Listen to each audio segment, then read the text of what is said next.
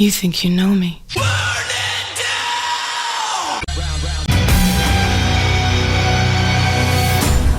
Hello everybody, welcome back to my channel. I'm just doing a little update today on what I've got done so far on my Hawk DLX, the refurbished Hawk DLX. If you watched the previous video, I had some issues with this bike right from the company that sent it to me, Powersportsmax. They sent me a brand new battery for this. They sent me $75. They refunded me $75 so I could fix everything that was wrong with it. I'm going to go ahead and show you what I've done so far and show you a few other things I've had to do to get this thing ready for the road. Alright, mostly what I've done so far, if you remember, the mirrors were not existent on this bike. They never sent them to me with the mirrors. I picked these mirrors up off of Amazon. I believe they were less than 20 bucks. It's been a couple weeks since I put them on. I got these hand guards.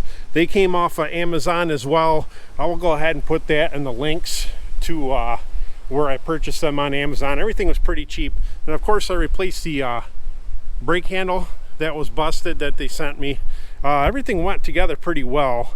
With the guards, I actually had to move the clutch over a little bit. If you can see, it's pretty close. I don't know why the clutch handle is so wide on this, but I do have the new battery. It's all charged up and ready to go. This is what they sent me. I've never heard of a consent battery, but this one actually has a few more amps. The other battery was a 3.5 amp battery. This is 6.5. I'm not actually sure. This battery's heavy as hell too. I wish you could pick this thing up. This thing's heavier than the other battery, so hopefully that means it's a better battery. I'm also going to be installing, of course, the charger cable. Obviously, sorry, I don't remember the name. A battery tender. I'm going to be putting one of these USB chargers on too. I actually have one of these on my Indian Scout 60. That way I can charge up my phone or whatever, but this is actually a sealed, it's a USB plug in there. That's how I charge my phone on my other bike when I'm riding. I got the side cover off. The old battery is out. What I'm going to be doing now is actually go through, I'm going to sand some of this stuff down, get rid of the rust. I still have to pull that cover off. I'm going to do that later on. And I got to sand, like I said, sand it. I picked up a cheap can of black spray paint. I'm just going to hit it real quick. I'm not making this a show bike, so. And one of the other things I'm going to do today, I'm going to do the first oil change on it. And what I've already done already, the stock spark plug that came with it was shitty. I'll show you a picture of that. But this is what I'm replacing it with, DR8. This is actually an iridium plug from NGK. I've used NGK in pretty much every motorcycle I've ever owned. This is actually probably the first time I'm using an iridium plug though. I think I picked that up off of Amazon too, but I'll leave links to everything. So if you're going to update anything, try to use this plug. Also forgot to mention that I picked up all the hardware that I was missing for this muffler cover. This thing's going to have to be sanded and painted, or at least touched up to make it look a little bit better. I don't know how well the whole paint will hold up on it. The weather's kind of crappy. It's that time of year, folks, where it's getting kind of icky.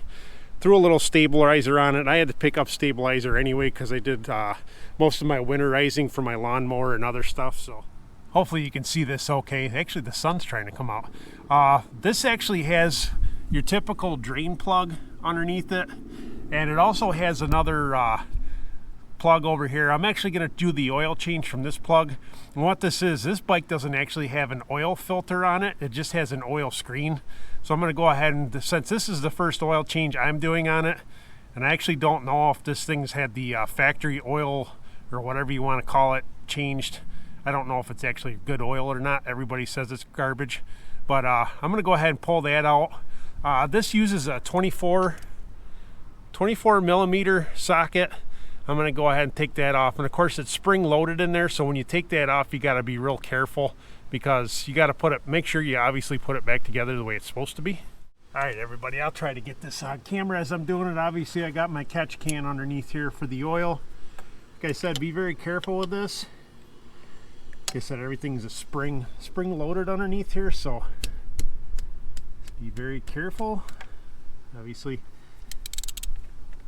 trying to do this so you could actually see me doing it.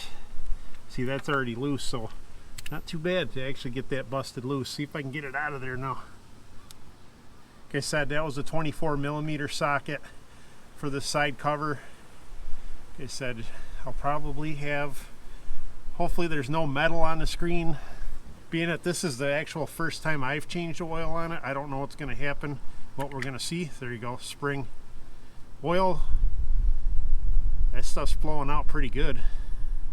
But here's the spring, and then there's your screen, folks. I don't see, maybe there's a couple little pieces of metal on there. I don't know if you can see that on camera or not, but there's the screen. It looks fairly clean. They may have changed this oil. There's a little bit there. I'm going to go ahead and let that oil drain out. I'm going to try and clean this screen off a little bit. Make sure, like I said, you put it back together the right way too when you're done. I'm going to say that's pretty much how it goes, though. There really isn't that much to it. Cheaper than buying a filter, though, that's for sure. Let's make sure we put this thing back together. That's how your screen goes in. We'll go ahead and get that in there. This is, like I said, this is kind of a pain working around your shift lever, but I'm sure there's an easier way to do it. I mean, I'm not going to completely tear this damn thing apart to do an oil change though every time. Here we go. That went back in there. I probably should have cleaned this cover off. I'll do it afterwards though. Alright, next part, I just obviously got to put the oil back in we took out. I'm just using some 4-stroke regular motorcycle oil from Walmart. I'm going to do the oil change probably every 250 miles or so on this, just to make sure I get the engine cleaned out. Like I said, I had some issues with this. If you saw the spark plug, you could tell the bike was running a little rich. And of course, I already changed the spark plug. I've got fresh gas in it. I put a little stabilizer in it. Let's go ahead and put the oil in it now. One of the nice things about this bike, it actually has the eyesight. I always like these. And of course, you still have a dipstick on it too, and this is where your oil's going to go in. They actually recommend 1540 in this. I'm really not going to worry about it for the first couple oil changes. I got 1040, a little easier to find. I use 1560 in my Indian Scout. That's the recommended oil. I may start using those. This only takes 1 quart of oil to fill it up. I know they say like 1.1 whatever. Just 1 quart's usually good. Alright, I put that 1 quart of oil in. You can see it just at the bottom here. The bike's sitting at kind of a weird angle, but you can see the oil on the bottom of it. And when I checked it on the dipstick, it was right where it's supposed to be on the line. So that's it for the oil change part of this video. Alright, got the oil change done. I went ahead and sanded all this area out best I could by hand, and I've been touching it up with the paint so far. I'm still going to have to pull that side cover off to paint it. I think I'm going to have to sand that down a little bit better. But you see I got it kind of touched up. It's all ready to go for the new battery and the tender cable to go on here. Alright, battery's back in. I kind of touched up everything with the paint here. Looks pretty good. Brand new looking anyway. Sorry about the train noise. But like I said, the weather is getting kind of crappy out here. I'm going to go ahead. I did run the USB and the plug up here, the battery charger. Let's go ahead and start it up. I haven't actually started this up since the last video, but like I said, new spark plug. We'll go ahead and get that set. Hit the switch. Let's see what happens. That is the easiest this thing has started since I first got the bike. Brand new spark plug, brand new battery. What a difference. Obviously. Brand new oil, everything. Looks like it might be running a little rich still. But we'll go ahead and let this thing idle up a little bit. Everything sounds pretty good. We'll let that new oil kind of flow through there. Check for some oil leaks. Alright everybody, thanks for tuning in. That's it for today. Weather's getting crappy. It's getting cold and dark out here. Finishing up the video on my phone. Like I said, we're going to put this thing back together for the night and see you in the next video. Bye for now.